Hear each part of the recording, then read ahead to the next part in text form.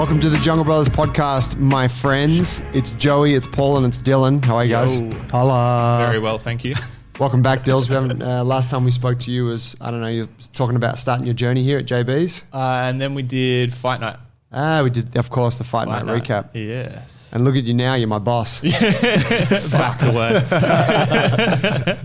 work. Guys, thanks for tuning in. I just wanted to say thank you to everyone who does support the show. We don't say it enough.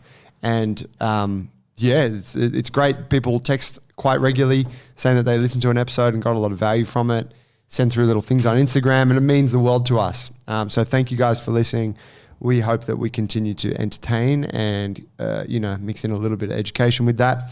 Shout out to Panavore. We're drinking their coffee today. Love those guys. Get yourself down to Trees Cafe. It's at Pagewood. Trees the guy who runs it. He's an absolute beast. Hit him up. Also the nicest guy in the gym. I wanted to do just a little recap before we dive into today's topic on our coaches intensive, which was over the weekend. Paulie and Dills, you guys both had a part in that. I was facilitating the thing. We had 15 humans here at the gym. Some coaches, some kind of interested in being coaches, some definitely aspiring to coach, and some very experienced. We had a couple of gym owners, Fee and Matt from the Real Body Movement up in Gympie, Queensland. Legends, eh? Very cool people. They brought 3 of their coaches, which is amazing. They had there was 5 of them all together. They flew down from Queensland for it. So hungry. And they're like, yeah, they're mad. We had dinner. They had dinner at our place on Saturday night. It was nice to catch up. Yeah, really cool. Yeah. Wow. Because I spent a bit of time with those guys at the retreat, the one that Dills was at. Yep. So I forgot, but Dills, you know him as well. Yeah. We actually met when I just sort of joined the gym. I hadn't even been at Jungle Brothers for a year. And I went on the retreat to Bali with you. It's actually that retreat where I decided that I was going to do the PT thing. So, yeah, they were real blown away, and they found it super interesting that the last time they saw me, I was talking about starting doing the thing, and now I'm friggin' managing the gym. They're like, holy shit. Yeah. That's a lot of change in a short time. Dude, 100%. Speedy ascendance to the top. That's right. Only way I do it. Light speed. Turbo Dylan. But yeah, so it was really cool to have those guys down. And yeah, they were really interested to pick your brain about what that journey's been like for you. I love that shit. It was a mad event. I was really cooked this week after it, but it was awesome. And it met some really cool people that are interested in the alliance piece, people that want to get closer to what we're doing, and just be around us, which really you can't ask for much more than that. Totally. That's it was sick. a great mix of people, and I played a very small part. I was pretty much just an attendee for that day. But it was so good to be in that space again and see people from outside of these walls. You can get stuck in these walls and, just go through periods where you're not really interacting with other gym owners, other people, other movers, etc. And just to be around them for that brief time inspired me to, I need to do more of that. You just see on a regular basis. How hungry they are too, right? Like I did a little sales prezzo for them and talked a bit about sales. And just the interaction from them, you're not like talking to this audience who isn't responsive. You're giving them this little bit of information, and then you're getting all these questions back, and that's awesome. You can tell that there's real value and real hunger there when someone responds to something that you're giving them, which was awesome. Yeah, it's nice to get some questions, isn't it, when you're presenting something? Yeah, very much so. We also had Azza. He presented on on building a premium PT business, and then we had Lockie, who presented on programming on the Sunday. Both were excellent, brought so much value to the whole thing. It was really interesting. Lockie got no questions. Oh, really? His presentation was extremely so thorough. Yeah, extremely comprehensive. And he's like, any questions? And like, I'm sitting at the front, so I'd turn around and I'd be like, come on, guys. And I'm looking around and everyone's like, no, good. You covered everything. Oh, okay. And then he'd present a new thing and he'd be like, so does anyone have any questions about that? And I'd be like, please, guys, someone fucking ask that. And they'd be like, nope, all good. And I think on reflection, he was very thorough, but also it was probably of all the skill sets, programming for a lot of these guys was probably one of the ones that they felt the least qualified to ask questions about. Even though at an event like that, you're like, guys, ask any fucking question that comes to mind. There's no expectations. There's no stupid questions. Well, there are always stupid questions, but I think that it was like, oh, holy shit. Cause he was spitting out, he really simplified the programming thing, but even still when you get into that, you just dip your toes into sports science. I think people feel like maybe underqualified to, to riff there. So they're just absorbing it, taking it all in. Yeah. How was Lockie? Because I need to give him a buzz. I want to know how he went at his what was it? The permaculture thing that he did. That was loved it. Yeah. Yeah, I spoke to him a little bit the weekend before he came down, and he said it was the best week of his life. So it was a week intensive. That's Hey, huge. yeah. I think it was 2 weeks. that's Yeah. what I thought it was too. I think it is too. Yeah, and it was at that Jeff Lawden's place. Yes. Yeah. Tiora's. I got to have a superhero. chat with him. I'm going to Said give he him a would buzz. very much love to do it again. So that'll be cool. That's big. He's back in Newcastle. Hey. Yep. Cool. Yeah, it was great. He came down for the day, or maybe he was here for the night, whatever. Coming after you, Lockie. Today we're talking about struggles that young PTs face, and this is really relevant because we're all personal trainers. Like every coach in this gym essentially is a personal trainer, maybe with the exception of one or two. But Dills, you're earlier on in the timeline. Yep. I haven't even been PTing officially for a year yet. I've been coaching for a little bit longer than that, but personal training under a year. So yeah, fresh. Right on.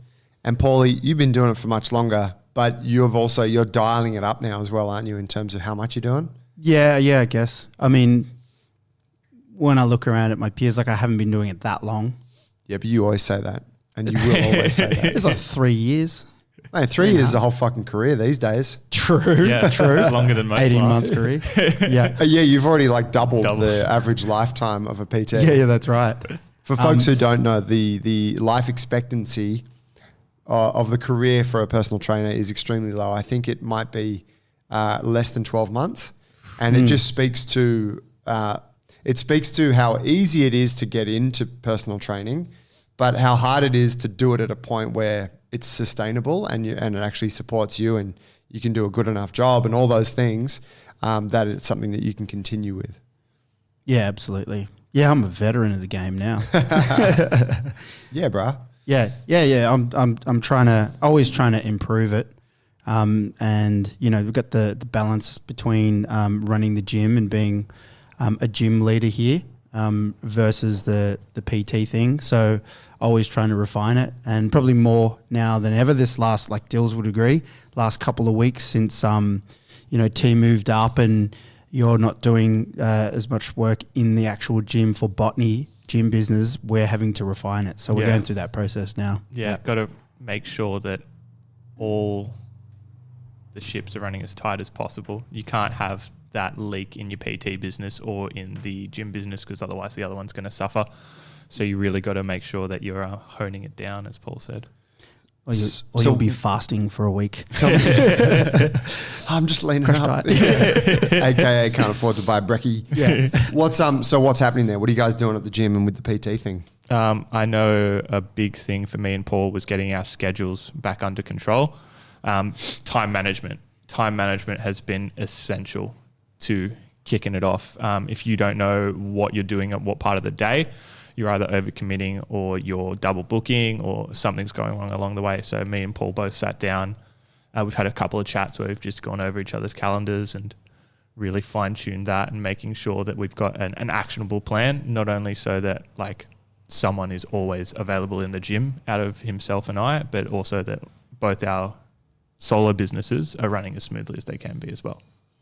Yeah, and building that schedule and building it in such a way that it works for you. Yep. And in our case, running the gym together, that takes up a big part of that schedule. So we're trying to make it work so we can give that enough space to do that well as well. I think at some point, a few points, like in your PT business, you'll always kind of do that, refine your schedule, and then over time, because mine was pretty good once upon a time, and then you end up taking an extra client here, then an old client wants to move an hour there, then before you know it, what was once an orderly schedule has turned into a bit of a matrix. And there's that thing when you're fresh, right? Like you don't want to say no to anyone. You want to take as much work as you can get, right? Because you want to have that income coming in. You've made a career change. I know that was where I was coming across from. I've stepped away from an income and I've got to fill that space. So every offer that's coming through, whether it's someone that I necessarily think I want to work with, or if it's just a time I want to work, I'm saying yes to everything. And before you realize what's going on, it's like, oh, well, I'm coaching both ends of the day now. I'm here 5 a.m. in the morning and then 7 p.m. at night. Like, what's going on? What's happened to my schedule? And I've been taking all sorts of deals saying yes. And now my average hourly rate is like $70 an hour, bro. I'll do that. Oh, yeah. $20, yeah. We could do a session for a 15-kilo bag of peanuts. That's I can eat that for a week. Yeah, that's right. How much pro is in those peanuts? Yeah, so I mean the transition with the staffing of the gym, which is T and I, no longer being employees of it. That has obviously put a whole bunch of work on your guys' plate. So as soon as that happens, your schedule gets fucked. Like, right? Because you had a nice balance and whatever. Yeah, I get what you were saying a moment ago. Like you start to, if you don't uphold your standards of when you will book people in, that's a thing. But also when it's like, oh, here's another like 6 hours of admin stuff you got to do each week. Yeah. 10 hours or whatever. Yes. All of a sudden you have to do that stuff, which means naturally the schedule gets gets mutilated. Yeah, that's right. Scheduling before I got into the PT game, I don't know what it was like for you, Dylan, doing sales before, but I never lived by a calendar. I lived by a call sheet, like, on film sets and stuff, but the calendar thing was really foreign to me. And then coming into that, it took some time to get used to that, and then getting and eventually coming to use Google Calendar as my main platform, and then living by that calendar and the hours and the blocks. And that can be a big transition for many people. Yep. But it's a tool, and in this business where we're kind of booked out by the hour, etc., you have to rely on that tool to organize your week, because you've gone from working for someone to, okay, you're running your own business now. Here's your whole week. How are you going to lay it out? And you've got to get your training in. You've got to admin stuff. You've got to do all the bits and pieces and make it flow. And that's a fucking skill that takes time to like learn, what works for you. How much time do you need? What process do you need to stay healthy, as well as, to be able to deliver your product well. And, it's a whole thing. Yeah. Yeah, it's funny when you look back at the film days, because you didn't have to work on your business really ever. No. You had to write some invoices. Maybe you decide to redesign your invoice template or, or like whatever. But really it was like you go to work and then you go home if or whatever, and the job's done and that's it. Whereas with us now, it's like you go to work, and we got different situations now, but it's still the same thing. You go to work, you work, like you're coaching or doing PT or doing your admin, whatever. But then like when you either go home or there's all this work that has to be done. So you're like, well, I got to keep working on this stuff. And we kind of break it up to like, when are you delivering your product? And then when are you like creating value for your business? As kind of two separate things, but it's like that shit will just fill out your entire day. Yep. Unless you intentionally carve out time to sleep properly, hang out with your family, catch up with your girlfriend. Like I'm talking to Dylan when I said girlfriend, but like fiance. Yeah. Oh yeah. Almost official. That's right. We have father-in-law in here today. Yeah. He was helping us out a little bit. Agostino. He's the best. He's so cool. He actually looks like, to me, if you were to say, I want like a Portuguese handyman character inserted into The Simpsons or Family Guy, that's what he would look like. He's got the, I don't know what it is. You guys are seeing him all smiles, right? Most of the time he is like that, but the first time I met him, he looked more like Vladimir Putin than he did fucking smiling. Not impressed. Just stern European man staring down at me like, who's this kid that my daughter's brought home? Like, nah. Yeah, very interesting. That's cool. Yeah. But yeah, so there's like, it's non-stop, right? The amount of work you got to do. Yeah. And I think like for us talking about personal training, maybe give us a bit of context about how it works for you guys, because for a lot of PTs out there, they are just showing up to a gym and plying their trade. Mm-hmm. They go in, do 10 PT sessions and then leave. But then you've got gym owners who are running a gym, building a community, and also doing some PT. And then you got everything in between. So what are you guys doing? What are the work obligations? So I think this is pretty interesting because I think between the three of us, we'd probably have 3 different stories. Because I know, Joe, you did the whole working at a random gym for a while as well. And then Paulie's done it more as like coming into an established space. And then me, myself, I came through a transitional period. So I think I've been pretty lucky compared to most people coming into a PT situation. I was coming into an established space. So JB's was already operational. It already had members who trusted the coaches and everything as well. And I had the privilege of being able to come away from my old job partially, right? So there was a time period where I was coaching here and I was also still working my last job part-time, which allowed me to sort of fill the spaces a bit more leisurely. I didn't have to grind as hard as some people have to. But when I decided to pull the trigger, it all got pretty serious pretty quick. As in go clean. Go clean. Okay, I'm 100% PT thing now. 100% just JBs, right? I had to, first of all, finish my Cert 3 and 4 within a couple of weeks, right? Like I had to get it done so I could legally coach. So I had to get that done straight away. Then from there, I had to find clients to make up this income difference.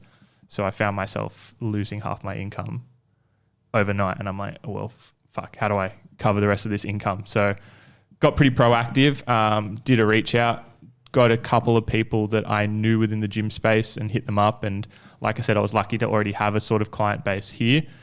People who'd seen me training, people who knew what I was doing, people who I was friends with, hit a couple of them up, started training with a few of them, and then did a little bit of advertising on Insta, that sort of stuff, had some people reach out, and then slowly built up my clientele from there. But there was definitely that transitional period where I flicked that switch. I had to go full gun for a little while and really, really work towards building up that that weekly wage, right? But yeah, it's how much of your week? So like, you know, roughly what percentage of your week is spent doing personal training? Now it's a little less. I've stepped out of a few PT roles to step into more of the gym manager role. But at its peak, it was probably about 60%. Right. And then the other 40% was gym admin? Gym admin and coaching, like classes. Yeah, okay. Yeah. And what's it now? It's probably more 60-40 the other way? Yeah, exactly right. It's done a switch. Cool. Paulo? The balance between the two? Yeah. Maybe 60-40? Yeah, right. 60 gym, like gym management. Yes, yeah. I've always, because, you know, I'm one of the Jungle Brothers, I've always prioritized the gym over my PT business type of thing. So and recently knowing that there was this transition, you know how it can be where you might have a couple of people move away from training, and then I just didn't replace those sessions. So I'm not operating at full capacity at the moment.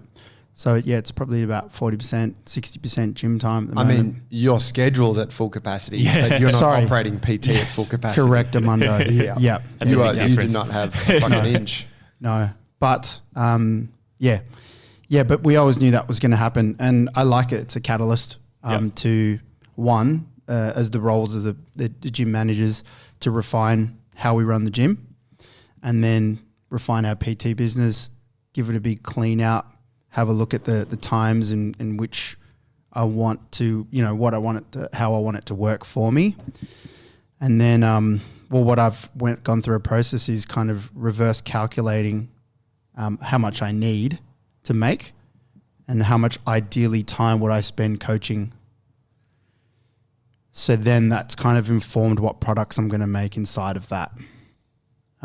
So as an example for a listener, say I have 17 hours of time that I feel I want to coach, Monday, Wednesday, Fridays, and that's between 7 and 12, or whatever that is, and I take some classes at 17 hours, and I need to make whatever it is, $1,700, and I know that I need to make $100 per hour, and it's kind of like it started to inform how I'm making my new kind of offerings, which is great. It helps you with pricing, and also helps you in negotiation, and something Az has been talking about a lot lately in our PT biz development with the coaches is knowing your numbers, so you have a baseline, so you know I know, well, I actually to eat, to have all of my things in order, I need to make this amount of money, and for this hour and this slot, I cannot charge any less than this. So that's my baseline. I can confidently say to that person when I'm standing in front of them and negotiating,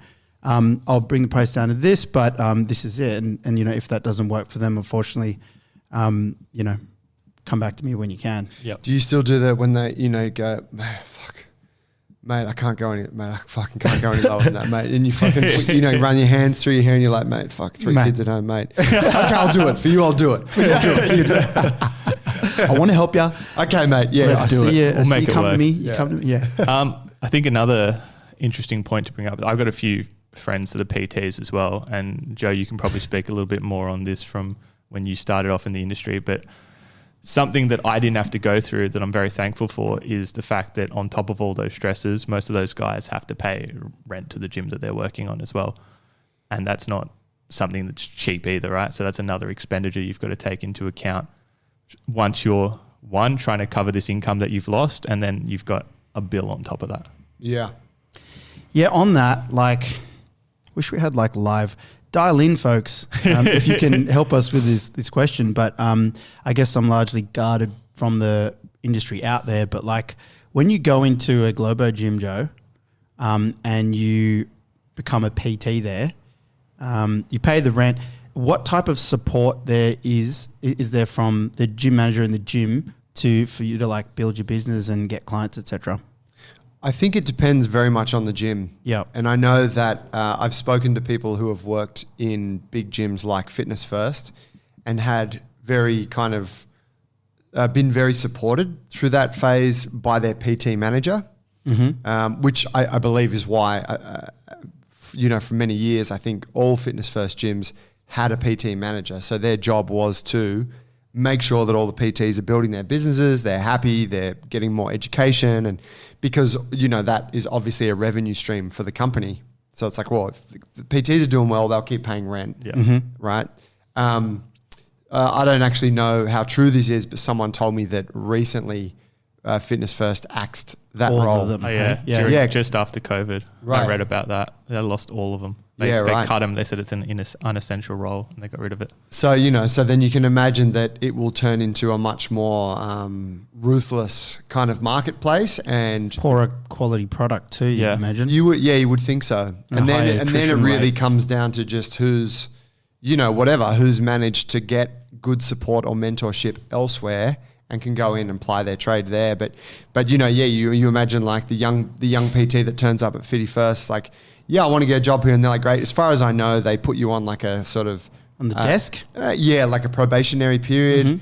You do some admin work for Clean the them. floor. You don't have to pay rent, but you can do your PT thing. But if you're coming in like that and you've had no mentorship from other, you know, people in the industry who can tell you what's up, and you've only really had the bare essential education, you're probably destined to fail because you're going up against a bunch of sharks who have been doing this thing for fucking decades and running these efficient machines that, you know, and they're just good at talking to people. They're good at picking up leads. They're confident. You're fucking young and insecure. How are you going to go up and talk to someone about how you can help them get, you know what I mean? Like the odds are against you. I thought there must be support. I just wondered to what degree. And I thought, dude, and like Joey said, because I've got a mate who used to work at an Anytime Fitness and he had no support whatsoever.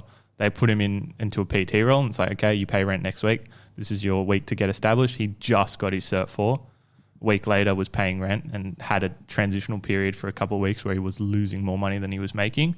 And he luckily did okay. And thank you very much. Yeah, managed to eventually make a profit, but he's no longer a PT and doesn't want anything to do with fitness anymore. Wow. That's the Anytime Fitness sink or swim support system. You know that one? Yep.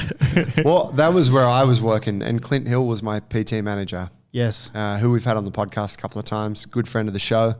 But it was a small, you know, it was a pretty small gym, and he was the only other PT there, really. And he's like, yeah, man, come on. And he didn't, you know, he was officially the PT manager, but he just, you know, we had chats and he was great. You know, whenever I needed him, I could ask him things. But after, I don't know, 6 months or something, he ended up moving on. And then it was kind of just me. and we didn't really have a PT manager. Yep. And I was like, my business was going okay, but I think all of the information I was getting was coming from T. Yep. Because T had heaps of experience. He was working up the road at Fitness First in Darlinghurst. So, same. It was a similar kind of thing. Like there wasn't really anyone around, but I knew people, and that was, I think that comes down to the fact that a lot of those gyms can be owned by anyone, right? So you've got this gym, Anyone Fitness. who maybe when they started off, it's like, yeah, this is the model we use, and maybe that starting model is good, right? But it's just some Joe Blow off the street who's bought this thing and is just using it to make a profit, might not have any interest in actual health or fitness, right? And then a couple of weeks, something like that happens. You get your Clint, who's this awesome PT that you secured at the beginning. He gets sick of this space that can only develop him so far, goes on to his next spot, and then no one's there to fill that role, and then it just gets worse and worse over time. And these new PTs come in and they don't have anyone to take care of them. Or they have to shell out more money for education in that business section or mentorship. And I guess that's why, because I say there's that, it's a big obvious hole that's been there for some time between your Cert 4 and breaking even as a PT. Mm-hmm. And I guess that's why there's so many PT mentorships, or you've got these experienced PTs who take you under their wing and charge you 40% of whatever it is, help you with your programming, etc. It's just that hole, right? Yeah, it's a big hole. I actually did a presentation on Monday night for PT Academy, which they do a thing called Industry Insights, I don't know, once a month. And they get someone who's in the industry, that's been there for a while. On Monday it was me. And I talked to their students, and they asked me questions about the thing. That's dope. Yeah, and it was really cool. There wasn't a huge amount of people in the chat. It was like less than 10. But I was on fire. Just no doubt. Real expect anything else. Pew, pew, pew. Who wants it? Come get it. But the big thing, like they were like, oh, what's your advice, like to courses, resources that someone who's graduated or graduating quotes. What's your favorite quote? What's your favorite quote? But I was like, man, like get 5 tips to success. Get in with someone who can show you what it's really like. Like get mentorship. It doesn't mean you have to do an official mentorship, but like find a gym that's doing awesome things and has great world-class coaches, and then like just be around there. And then he sent them all the link to the next Jungle Brothers internship. 100%. Yeah, I'm actually meeting with one of the guys next week. He's coming down. Oh, dope. But it's like, but that's the thing, right? Yeah. It's like what you had, where it's like you just come into our business, and we have a whole like host of amazing coaches and a fuckload of accumulated experience, and we can just dump it all on you and go, mate, this is going to be the fastest way for you to get from here to where you want to go. And you're like, Matt, I'll just do that. And it just like, there's like so little time wasted, and it means you're making money sooner, you're managing your time better, you're qualified sooner, like all those things. And there's no downside to the company either. Like, I don't get why everyone doesn't do that. What's the downside? You're getting a better qualified employee who's going to bring a better income for your business and make it look more official, right? So why wouldn't you do it that way? Yeah, it takes a little bit more time for them to get established and off the ground, and you might have to invest in them to support in them at the beginning, but you get it back tenfold. Yeah. I mean, I guess it just depends what your business structure is. Yeah, what your revenue comes from. And they obviously just like, you know what, we don't really give a fuck about the PT. Churn and earn. Yeah, let's just get more members in with this awesome. Their margins are really tight there because they're trying to pay off the $10,000 running machines that they have. Yep. Oh, yeah. Treadmills are expensive. Oh, yeah. Electricity. Maintenance on those bad boys. And the AC bill. Bruh. All right, so we've kind of touched on a couple of things there. So tell me, like the time management piece, which is kind of what scheduling, using your calendar, that kind of thing. Where are the typical pitfalls there? Lack of being prepared. This is a cheesy quote, but it's one of my favorites. It's not preparing, it's preparing to fail. If you don't have a plan in place. No, it's failing to prepare is preparing to fail. Oh, okay. Well, that's, kind of nice because you use fail and prepare twice. Exactly, right. As you were. So I do think it's a big thing. If you're not having a structure in place, you're not going to succeed. If you don't have a plan in place, you can deviate from the plan on a weekly or daily basis.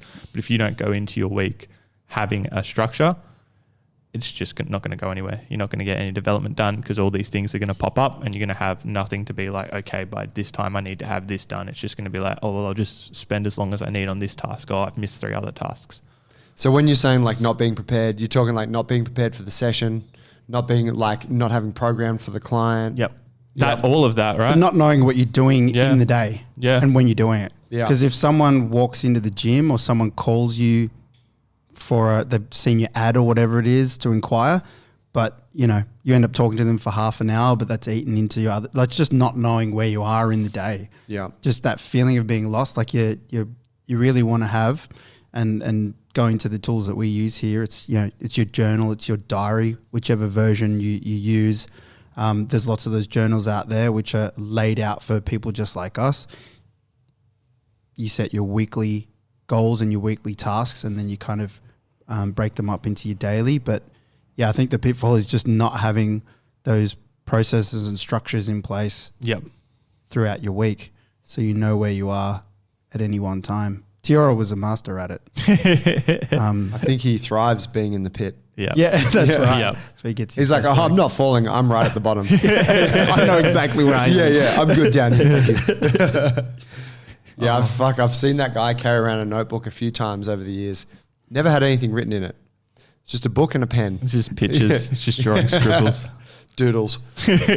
But okay, so the big one is then calendar, journal, process at the beginning of the day where you're looking at what you got on and and going, okay, cool, this is what my bookings are today. I can give you like a quick little rundown of how me and Paul have been doing it lately. I think that'll help, right? So we meet, as an example, we meet on Mondays, first thing that we can.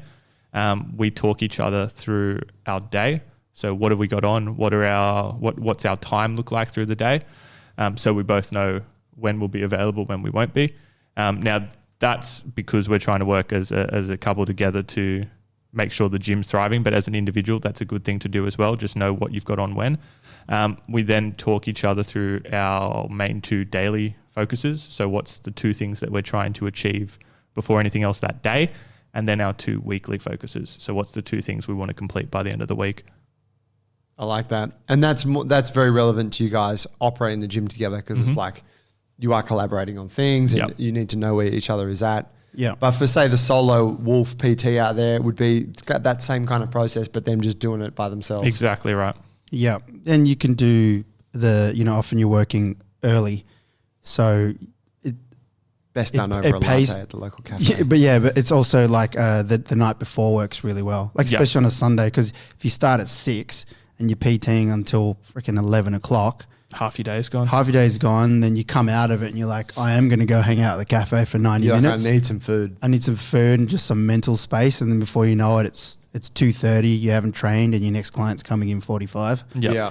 So the morning before, the night before, often helps. Carving that time, making sure your diary's good for the week on the Sunday night, and then checking in, whether it's at the lunchtime or in the evening. I like that. Yep. Yeah, time management. No one told me shit about that when I started. No. I was a fucking shocker. I was worse than you for sure. Probably. Yeah. But I had you making all those mistakes in front of me. Yeah, I got lucky. Sales is my last job, because it was management and it was very client heavy. Taught me good time management. I always had to run at a schedule. My morning every day was I sit down with my calendar for 15 minutes, make sure my day is all planned out. So made it a lot easier coming across to this role. Yeah, this guy's lifting my game, which is great to have him. Yeah, it's really good, because I know old my Turbo Dylan out of the game. Turbo Dylan. Fucking hell. It's better than Dillbag. Oh, bro, let's not bring that one back, eh? Probably going to get a few comments on this. Hashtag Dillbag. Stop. You fucking coined it, bruh. Yeah. Yeah, but I just say stupid little slangy things without thinking about it. Yeah. It's better than the anagram we got when we started. Don't. Yeah. If it's bad, don't say it. Don't, because then it's out there. I don't want to know. Actually, don't remember it. Don't remember it? It's the DP. Oh, for us. Oh, for me and you. Yeah. Shorthanding. We're a team. Yeah. Like, You said that we were a couple when you were just talking before. Yeah, we're working as a couple. I was like, are we moving on to that now? Is that official? I looked over for his eyes, but he didn't throw them back out. So the toes rubbed underneath. Okay, so the time management piece. Talk to me about the financial management. Yeah. Because here's the thing, as I see it, PT, and this is what we teach in our Coaches Intensive, we kind of frame it with this thing that like PT, personal training, is a very premium product. So you're charging someone anywhere between whatever you charge, $75 upwards of $150, $200 an hour to train with you or to be coached by you, depending how you do it. And so there's obviously, like say you're charging at the upper end of that, $150 an hour, right? There's not a lot of coaches that we know that are charging it that much, but let's say you are. Like for someone who's at home thinking, man, $150 an hour, if I do 5 sessions a day, that's like $750. Holy shit, if I do that 5 days a week, I'll be a fucking millionaire in a few years, right? The thing is, it doesn't work like that. Like it's not like as big as those numbers look, why is it then that so many PTs fail? And there are so many PTs who are still in the game, but they're not like driving benzos and shit. Like it's a job and you're doing all right. But like most people in most jobs, they're doing okay. They don't have a huge amount of excess cash, but at least here in Sydney for the most part, it's like, yeah, I can take a holiday once a year and that's about it.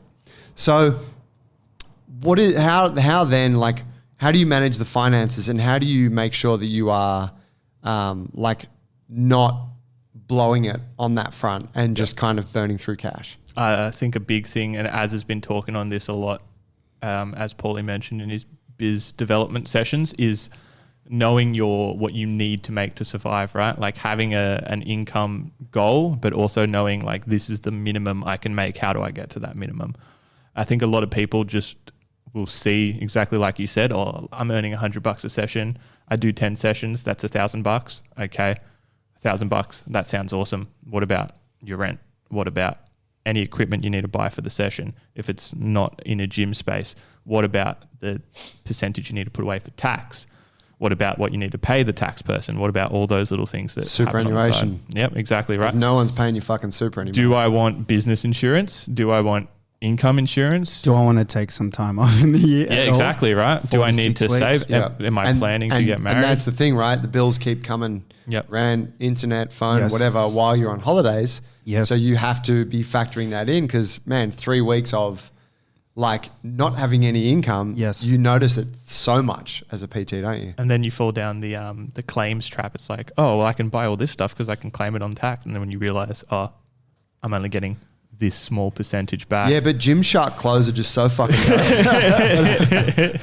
Plus the government doesn't let you fucking claim anything. Yeah, they're not like the film industry, boy. No, They're pretty gnarly. Paul and I come from an industry where you could fucking claim anything. Like you could justify everything in the film industry.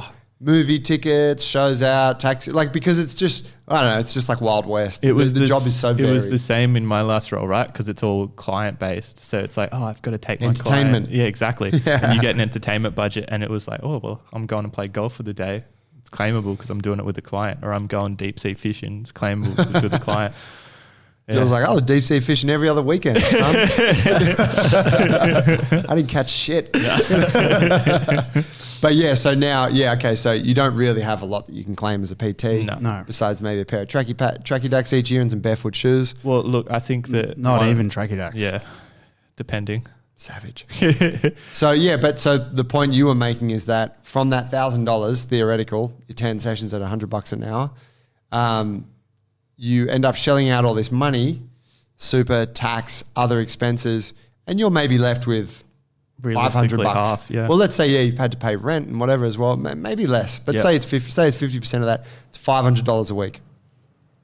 I mean, hopefully, once you're in the game, and if you are doing it full time, you should be able to do more than 10 sessions a week. Yeah, and your rate should be up around $100. Like that's pretty reasonable for someone who's got a few years in the game and doing a good job and working at a place where there's a pretty urban sort of pricing scale. But still, that chunk of money gets whittled away quite quickly. Yes. When I think about when I did my Cert 4, and I won't lie, I was rushing through it to get it done because I was in transition town as well, doing 2 jobs, or being kind of foot in kind of both parties. I flew through the business part, and they had a business plan because I think, what people lack is a good, thorough, realistic business plan. And I remember looking at the one that they gave us, and it was such a ball breaker. There were so many modules, and you've probably seen business plans. There's one on the government website. There's heaps online, and they're so thorough, and they're for like businesses who turn over 1 to 15 million a year. It's not really relevant to us as Peter. And this one, customer segment, distribution channels, dude, like all this shit. all You're this like, shit. What the fuck is that? I know. And I was going through it, and I'm a mature age student. I can get through that and understand most of it and realize that a lot of it is not relevant. I'd love to see a good business plan for a PT, a simplified version that people can understand. Because have you heard of the Jungle Alliance? yeah, I know. They're going to have one on there. Correctamundo. That is sick. That's what we want to see, because it's what you say. It's like they need to know the realities of how the entire year plays out. As a fresh 20-year-old who's done, just done his certs, you don't consider that 4 weeks off in a year is probably not enough. You probably want to take, more. There's no pay for sick days. You lose clients. You got to save money for whatever. You got to be planning for 3 years ahead, because you can't do 25 hours of coaching 48 weeks a year. You've got to develop your business and start to go somewhere else instead of exchanging the same amount of money for the same amount of time. Yep. There's none. I haven't seen something like that that really lays it down and gives you that mid to long term plan. You know what I mean? Yeah. Even basic information, okay, realistically, you're putting a quarter of whatever you earn away from tax, right? No one clearly says that. It's just, you want to put away this, blah, blah. It's just no, put away a quarter, whatever you earn, that goes into here. Yeah, open a new bank account. And do that. Call it tax, 25%, and fucking 25 cents of every dollar goes there. Yep. Plus the fact that the games... How many times have we had this conversation with other coaches rather than I just got hit with my tax bill. And it happens to all of us, but you're like, why are we surprised by that? Yep. We fucking pay it all the time. Mm-hmm. We should be anticipating that shit. It should be kind of an expectation that you're like, okay, I gotta allocate money for this. You've got the money there, right? You don't think about it. It just gets taken out of the account and then it sits there. Mm. Plus the game's changing so much with operating costs, equipment and marketing pretty much. If you're just trying to do a simple operating costs of your PT business, do you really know how much it costs on a weekly and monthly basis to put ads out or to do advertising, or what advertising you even need to do? You know what I mean? That's another thing that most Cert 3s and 4s don't prepare you for at all, right? Because it's something new that they have no idea about yet. Is, okay, how are you advertising?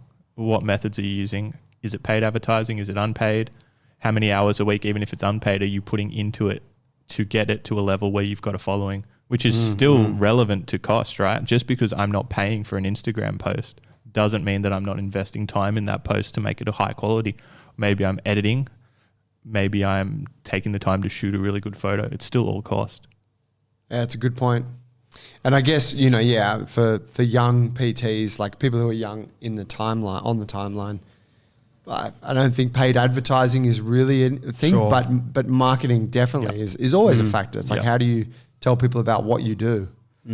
Yeah, we spent a huge part of the intensive going over that and trying to get people to change the way they see social media. And well, they're building that asset for themselves for when it is the right time. That's right. Because you get to that point where you're like, oh, okay, I'm now full time. I've made the transition. It's taken me 18 months, but here I am. And then you're like, well, I guess I'll start building an Instagram account. And it's like, man, you could have done that 18 months ago. You could have all these people ready for you to go, hey guys, I'm now available, and at least there's an audience there to talk to. Yeah. And if you don't have content already there, what are you selling? Yeah. Right? Oh, hey, I do coaching, blah, blah, blah, X amount of sessions a week. It's like, okay, what do you do? I can't see anything about you. If you've, like Joe said, if you've established a brand, even if you're not planning to do it that way. Like you're just taking photos of your own training to start with. That's at least giving people some sort of connection to what you're doing. So there's obviously a thing there in like just having some kind of just being on top of your finances. So and really I think like in terms of process, I don't know what suits you guys best, but for me, it means checking in on my payments and my bank account every week. Yep.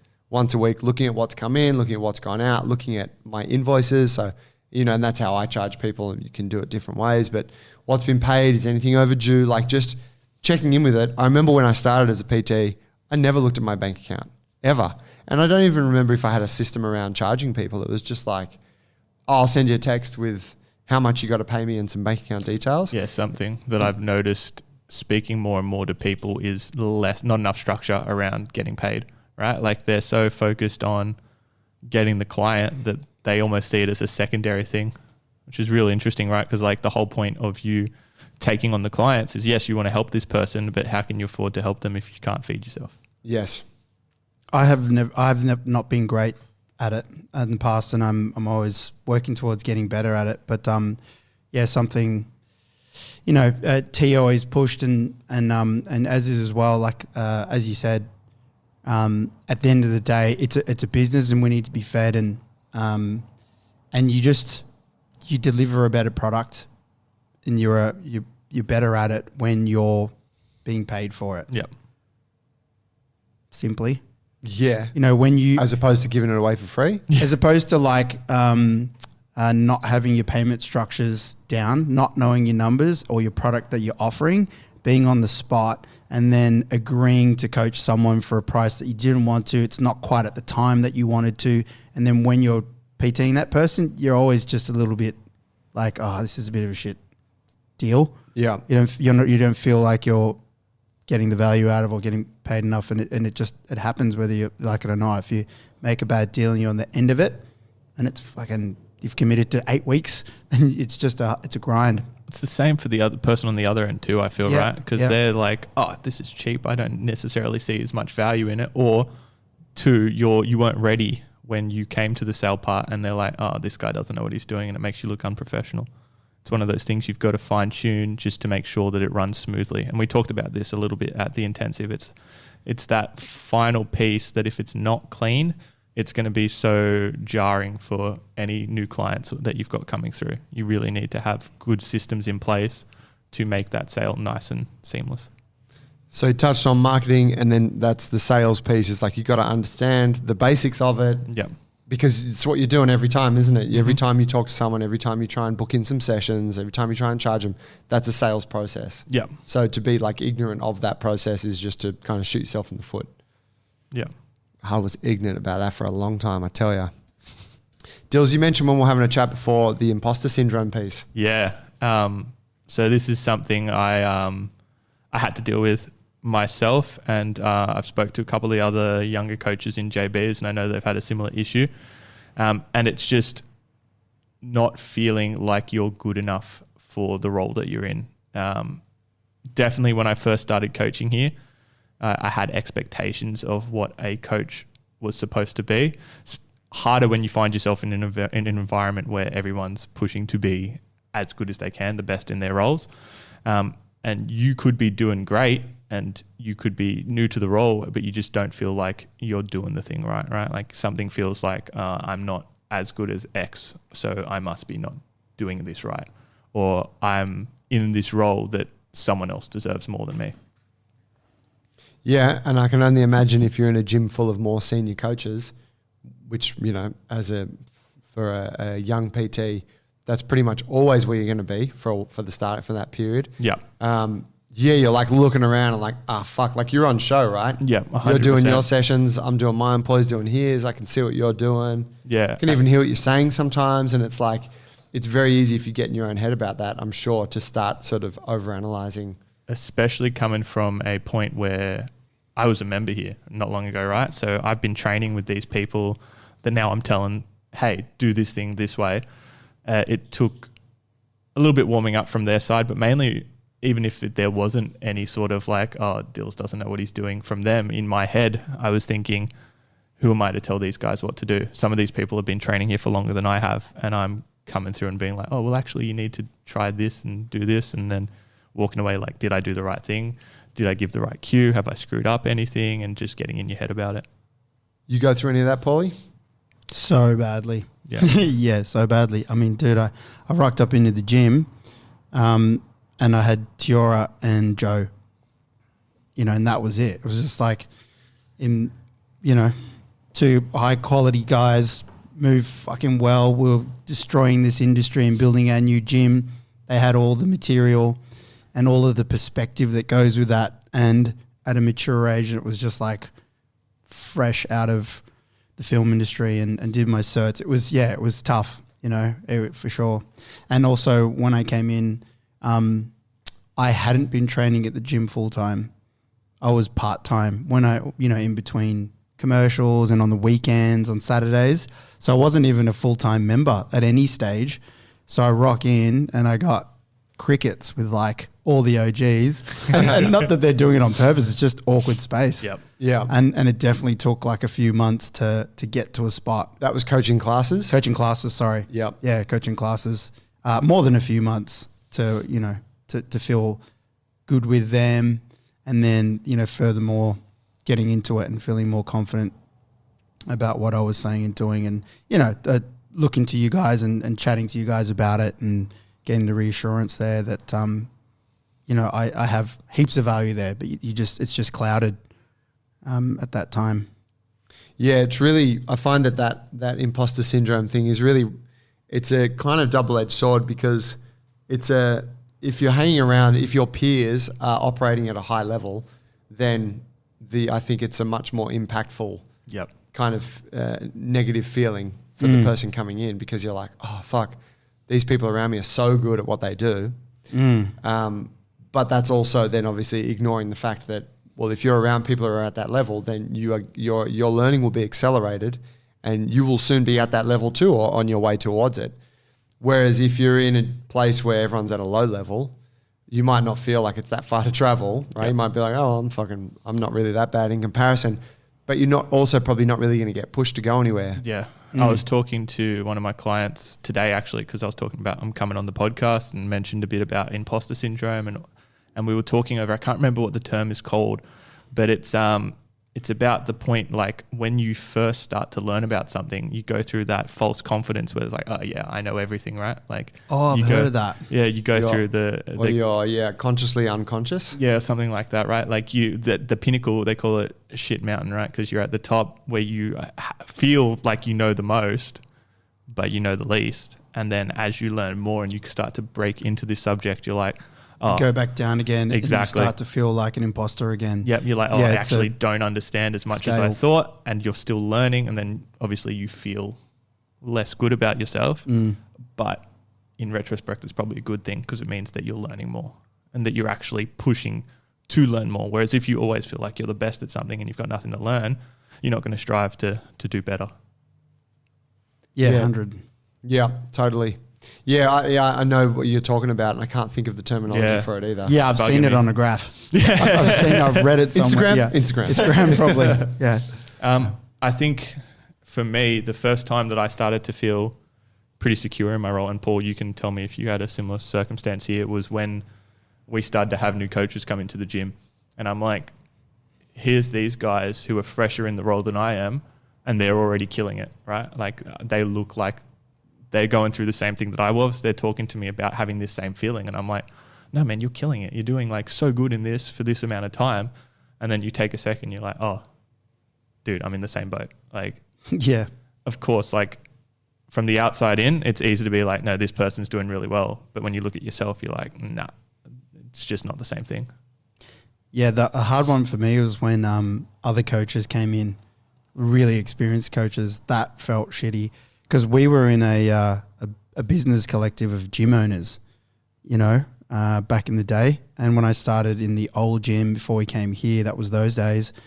And we'd have these guys coming over, hanging out with JB. Oh, I like to come and train. Like coming into my mornings. And I was just like coaching the deadlift. And we've got fucking, who's the big fella from down south?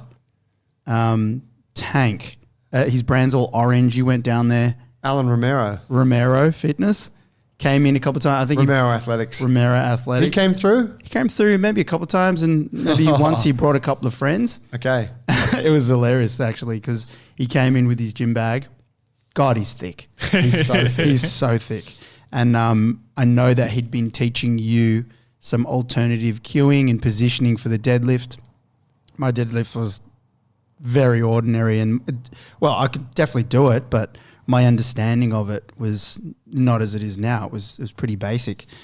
And he came in and we had deads and whatever it was, but I remember just looking over and he was doing pretty much not what I said and doing it that way. Yeah. And I was just like, and he had his guys and he was coaching his guys around in a little circle. I was like, I'm just going to leave him over there. I'm just going to leave Romero over there to do his thing. It was funny, but yeah, like when other coaches come in, I felt like it was probably at its peak. Yeah. You know what I mean? Yeah. Oh, yeah. Or when you were standing in the corner watching me, that was the worst. Because I always want to perform well for Joey. With a fucking clipboard and a pen. I still get that sometimes when you're running your little small group. Because I'm like, dude. I know everyone's like, because it's what we do, right? We all keep an eye out and we give each other feedback. And now it's good because it probably makes me perform a little bit better sometimes early in the morning. But you still get that like, oh, here's my peer and he's staring at me. I'm on show right now. Yes, exactly, totally right? Scrutinized. It's awesome. It's good in a way, right? Because it definitely makes you push to give that little bit of extra effort, which is cool. Yeah, it's good to get a bit of that accountability. Yeah. And that's something that you guys do in the coaches, like the coaches meet every Thursday, isn't it? Yeah. Like who's got feedback? Yes. And so it's literally like, well, I was watching your class and I don't Yes. think you did this very well. Yeah. And we're talking about class coaching a bit in the last 5 minutes, but it also is the same for PT. Yep. And we'll give feedback for whoever was coaching someone and had their hands in their pockets and their hoodie over, or whatever it is, for sure. Yeah, as it called me out for snacking during a session. Drinking a protein shake or eating a banana. Yep. It's like, I don't think it looks very professional. I was like, all right.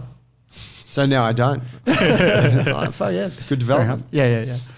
Man, I never knew Alan came to a couple of your classes. Yeah, like he came to the early ones. Wow, like early morning. That would have been fucking... It was like middle of winter. I'd be intimidated. Massive. Like that guy knows powerlifting like it's nobody's business. You know? Yeah. And here I am. Totally. But yeah, I mean, that's a real thing. And I think, Dills, did you mention that you get a bit of it too, like looking at social media, right? Yep. And you can be looking around at these other coaches and be like, so even if it's not in your gym, it's just in your realm and you're like, fuck, whatever.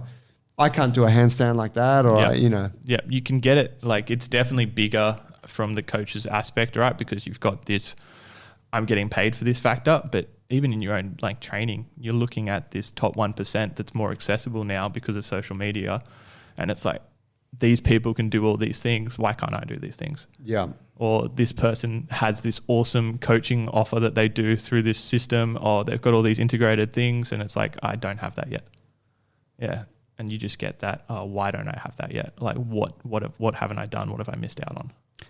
But you've just started, so you shouldn't beat yourself up about it. Exactly. Like you're building your frameworks but it's just human nature. Yeah, exactly. Right. What is that? You That's see right. someone ahead of you or doing what you want to do. And I mean, a big part of it as well is like, for me, and it was something that we worked on here at the gym, the coaches dev, it was to do with just basically seeing that I have value and who are my actual people that I'm helping.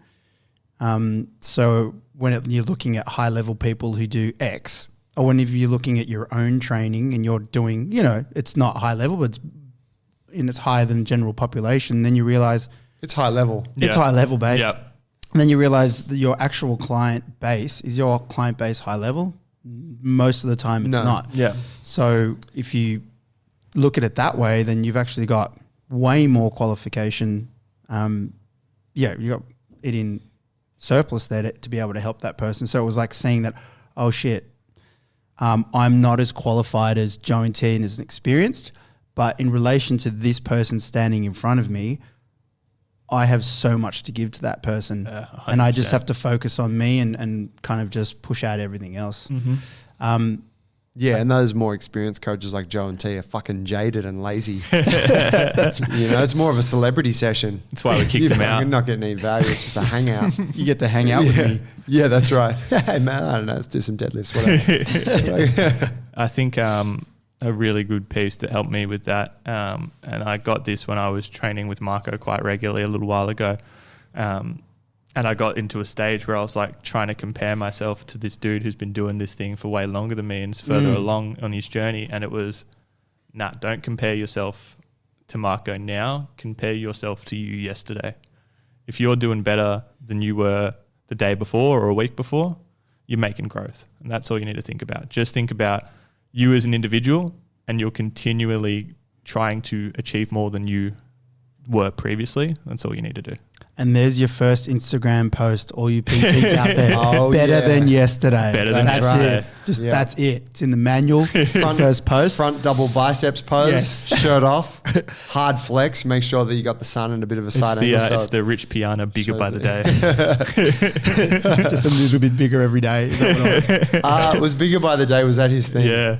Because there's the parody YouTube channel, my favorite one, Infinite Elge Intensity. He does like fitness fails every week or whatever, but he has a segment on there that is run by Rich Piana, even though it's him pretending to be Rich Piana, and it's called Smaller by the Day. Oh, there we go. And it's his CrossFit show because he rips bodybuilders in CrossFit. So he's like, "It's my CrossFit show, motherfuckers. Smaller by the Day," and in his Rich Piana voice. Okay, now I get the reference. That's cool. So a few takeaways there for folks. I think, really, like we touched on in the beginning, the three kind of areas we looked at there was finance, time management, and then just kind of dealing with a bit of the mindset around allowing yourself not to be the absolute best coach in the room, but understanding that that's part of the process. But I really think that attaching yourself to an organization or a gym or a coach that is doing things the way you want to be doing it and learning from them how they do it, and not just learning how to teach deadlifts and pull-ups and stuff, but how to run the business, how they manage their time, how do they take payments, what systems are they using, and looking for ways to even optimize that shit. Like, okay, this is what they're doing. Could I do better? Maybe I can adopt some different technologies to make my life a bit easier. But I think like not just getting comfortable with, I got a handful of clients now, I'm good. I think it can be chalk and cheese, right? Yeah. Between like having a business that's just getting by versus having a PT business that is like on this growth trajectory and is really taking you towards bigger heights, like owning your own gym. I think if you can do the PT thing well and run that business well, that is the foundation of running a gym well. So true. Right? Because it's sales, it's all the same marketing, it's customer mechanisms. relationships. Just on a bigger scale. Yeah, it's just like, okay, well, like slightly different areas of focus in each of those realms, but it's the same shit. It's the same thing, eh? Yeah. You get together with your PT clients for Christmas drink. Yeah. It's just, you got the gym Christmas party. Yep. You follow up with them for text. It's like keeping the community right. building. Yep. It's like, okay, Sales. how do I do my programming? Do I write it in the fucking while I'm training them? Am I writing the program into my iPhone?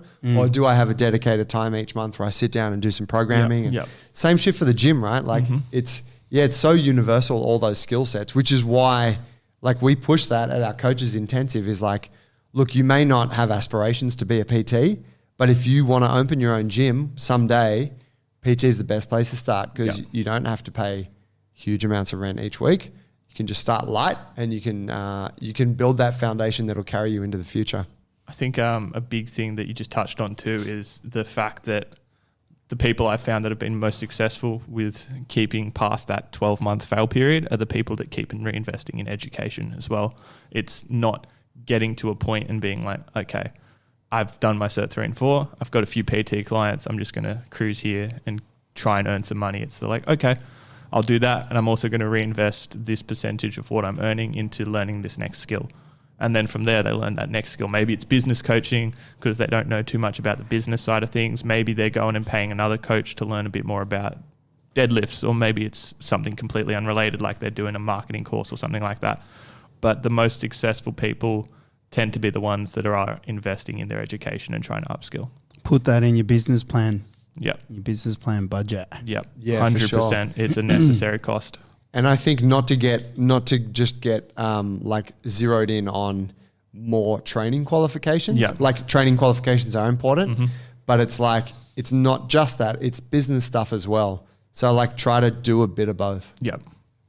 For sure. That's the part that most people who That's get into the the main PT struggle. game Yeah. are struggling with. They're all Yeah, it's like, right. I wanna It's yeah. not about getting your boxer size No. thing or the TRX. Yeah. Fucking, because they sell that shit, right, to young PTs. Like, oh, 2 days, you'll learn all the best TRX exercises to take your client results to the next level, whatever. And coach is like, yeah, I guess TRX sounds cool.